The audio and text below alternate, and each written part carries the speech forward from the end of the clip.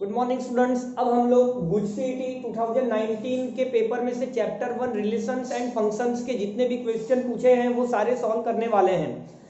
देखिए यहाँ पर 2019 में से चैप्टर 1 में से टोटल 3 क्वेश्चन पूछे गए हैं, तो आपके दिमाग में ये बात होनी चाहिए। गुजराती मीडियम के स्टूडेंट के लिए मैं सारे इंग्लिश वर्ड का मीनिंग बता दूंगा, जिससे आप लोगों को भी दिक्कत नहीं होगी। ऑलरेडी मैंने बाकी के चैप्टर्स के video chapter wise good CET में जितने भी क्वेश्चंस पूछे गए पिछले 4 सालों के पेपर का वीडियो प्लेलिस्ट में डाल रखा है, अगर आपका देखना बाकी है तो देख लीजिए। चलिए आगे बढ़ते हैं। तो 3 क्वेश्चन हम लोगों को इस पेपर में से करना है, इस चैप्टर में से। तो मेरा पहला क्वेश्चन है, आपको एक फंक्शन दिया हुआ है बेटा f from n to n fx equal to x plus 3। आपको f inverse x find out करना है, ठीक है। आपको f inverse x find out करना है। तो बेटा कंडीशन क्या होती है, किसी भी फंक्शन का इनवर्स एग्जिस्ट कब करता है, तो फंक्शन बेटा होना चाहिए 1 1 एंड ऑन टू। गुजराती में कहवाय एक एक अने व्याप्त, ठीक है। तो जब बेटा आपका फंक्शन 1 1 एंड ऑन टू होगा तभी आप उस फंक्शन का इनवर्स निकाल पाएंगे, अदरवाइज नहीं निकल पाएंगे, ठीक है।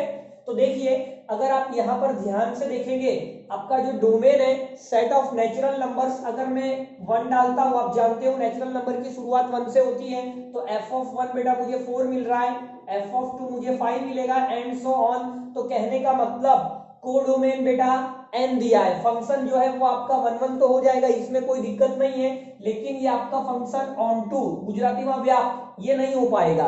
क्यों नहीं हो पाएगा, क्योंकि फंक्शन ऑन टू कब होता है, तो बेटा रेंज इक्वल टू कोडोमेन होना चाहिए। आप सब लोग जानते हो रेंज इक्वल टू कोडोमेन होना चाहिए। गुजराती में આપણે विस्तार बराबर सहप्रदेश, ठीक है। इसे हम लोग क्या कहेंगे बेटा, कोडोमेन, गुजराती में सहप्रदेश। तो आप देखिए कि रेंज जो आएगा, रेंज ऑफ एफ, उसकी शुरुआत बेटा 4 से हो रही है, 4 5 6 7 एंड सो ऑन।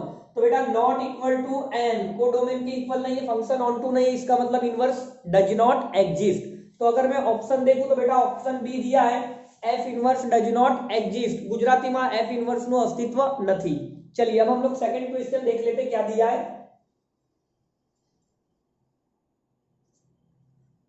चलिए सेकंड क्वेश्चन की तरफ हम लोग आगे बढ़ेंगे। सेकंड क्वेश्चन काफी आसान क्वेश्चन है। आपको एक बाइनरी ऑपरेशन दिया है, a star b equal to a into B by 10। आपका a b जो है वो बेटा पॉजिटिव रैशनल नंबर है q प्लस। तो आपको 5 स्टार 8 का इनवर्स फाइंड आउट करने को कहा गया है, ठीक है। 5 स्टार 8 का इनवर्स। तो सबसे पहले बेटा हम लोग 5 स्टार 8 फाइंड आउट कर लेते हैं कि इसकी वैल्यू क्या होगी अकॉर्डिंग टू बाइनरी कंडीशन। तो देखिए आपको बाइनरी कंडीशन किस तरह से डिफाइन किया है, a इंटू बी बाई 10। तो बेटा हम लोग इसे कैसे लिखेंगे, 5 मल्टीप्लाई 8 बाई 10। तो बेटा 5 2 जा 10, 2 4 जा 8, तो आपको 4। तो बेटा इसका आंसर आपको 4 मिल रहा है। तो ये आपको 4 का इनवर्स फाइंड आउट करने को कहा गया है। देखिए आप ये गलती मत करना, 4 इनवर्स इक्वल टू 1/4। बेटा ये बाइनरी ऑपरेशन के एलिमेंट का इनवर्स निकालना है हमें, ठीक है। 4 इनवर्स 1/4 होता है, लेकिन ये 1/4 वाला आंसर नहीं देना, ये आपका गलत माना जाएगा, ठीक है। आपको यहाँ पर एलिमेंट का इनवर्स निकालना है, जिसका स्पेशल फॉर्मूला होता है कुछ इस तरह से, a star a inverse equal to a inverse star a equal to e। बेटा e को कहा जाता है आइडेंटिटी, आइडेंटिटी एलिमेंट, गुजराती में कहवाय तटस्थ घटक, ठीक है। आपको कभी भी बाइनरी ऑपरेशन के केस में अगर इनवर्स निकालना है तो बिना e की वैल्यू के आप ये काम नहीं कर सकते हो। तो पहले आपको e निकालना पड़ेगा। तो बेटा e निकालने का फॉर्मूला होता है a star e equal to e star a।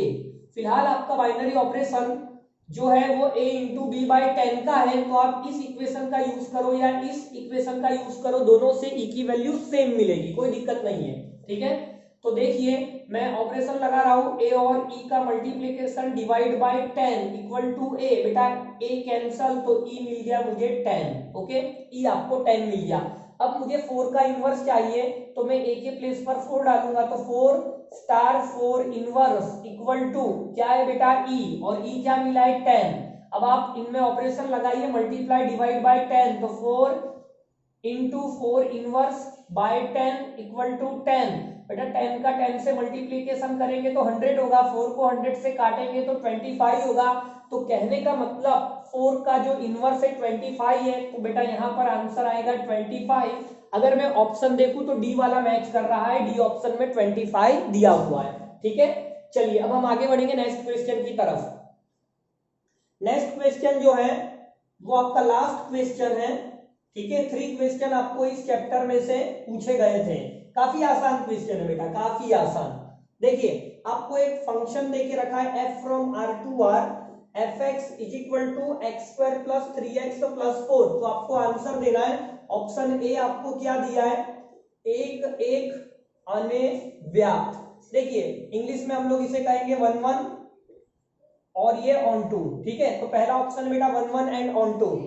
Option B देखिए एक एक अनेव्याप्त नहीं, मतलब 1 1 एंड नॉट ऑन टू। ठीक है, चलिए एक एक એટલે 1 1 व्याप्त नहीं नॉट ऑन टू। थर्ड में देखिए अनेक एक अने व्याप्त नहीं, तो बेटा अनेक एक इसका इंग्लिश क्या होता है, many one and not onto. ठीक है, चलिए ऑप्शन डी देखिए क्या दिया है, एक एक नहीं अने व्याप्त 6, मतलब एक एक नहीं मतलब बेटा नॉट 1 1 एंड व्याप्त मतलब बेटा ऑन टू। तो आप देखिए ये आपका बेटा क्वाड्रेटिक पोलिनोमियल है। ठीक है, ये आपको क्वाड्रेटिक पोलिनोमियल दिया है। अगर आप लोग इसका ग्राफ जानते हो तो ये पैराबोला बनेगा, क्योंकि एक्स स्क्वायर का कोएफिशिएंट 1 है तो ये अपवर्ड पैराबोला बनेगा।